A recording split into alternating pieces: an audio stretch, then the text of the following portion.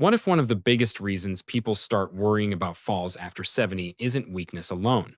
As we get older, the risk of falling tends to increase. And for many older adults, the biggest concern isn't the fall itself. It's losing confidence while walking, limiting everyday activities, or becoming more dependent on others afterward.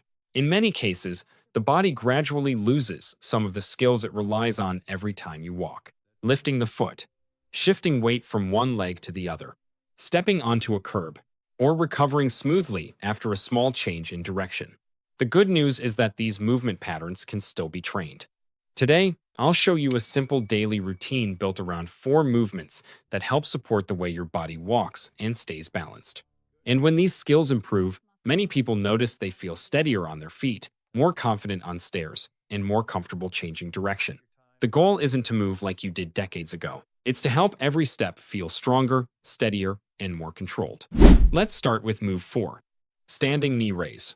One thing I've noticed is that many people focus on balance after a step is taken. But before every step, the leg has to lift. And that simple movement plays a bigger role in staying steady than most people realize.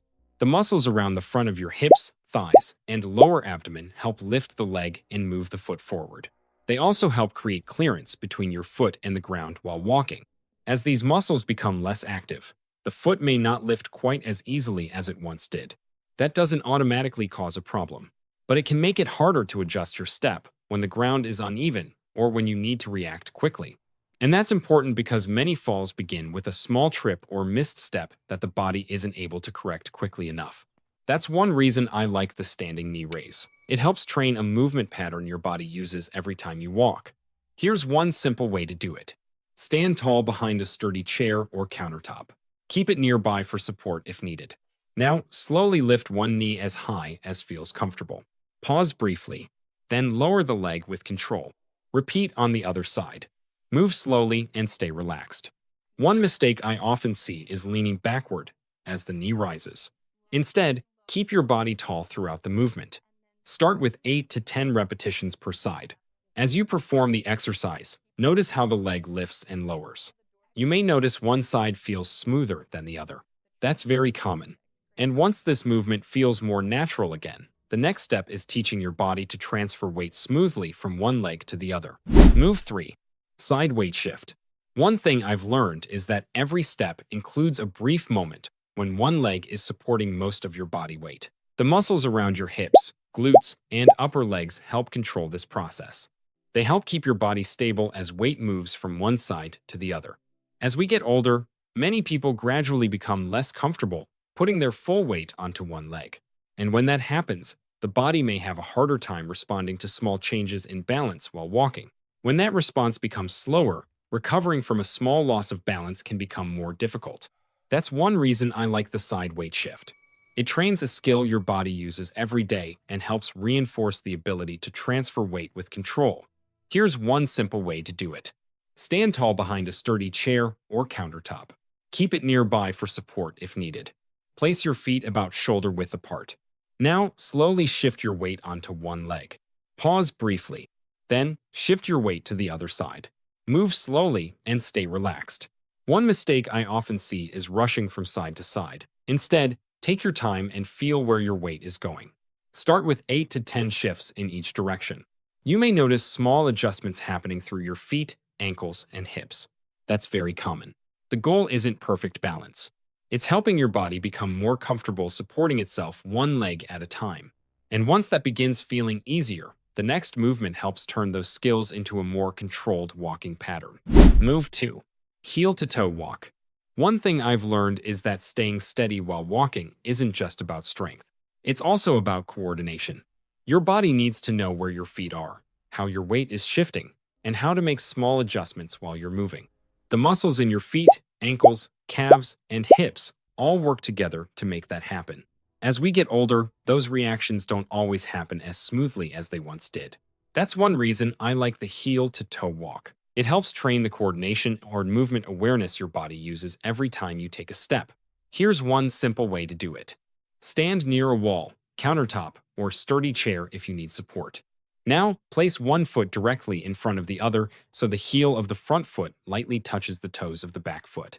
Take a slow step forward and repeat. Move at a comfortable pace. There's no need to rush. One mistake I often see is looking down at the feet the entire time. Instead, try looking a few feet ahead whenever it feels safe to do so.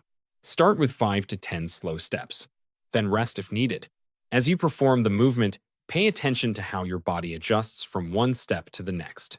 You may notice small corrections happening through your feet, ankles, and hips. That's exactly what we want, because those small adjustments are often what help the body stay upright when balance is briefly challenged. And that brings us to the final movement, where we combine strength, coordination, and balance in a way that feels much more like real life. And finally, move 1. Step up with kickback. If there's one movement in today's routine that brings everything together, it's this one. Every time you walk, one leg briefly supports most of your body weight while the other leg moves. That requires strength, balance, and coordination working together. The muscles around your glutes, hips, thighs, and calves all play an important role. They help keep your body stable, support weight transfer, and control movement from one step to the next. As these muscles become less active, everyday movements can start feeling less steady. That's one reason I like the step up with kickback.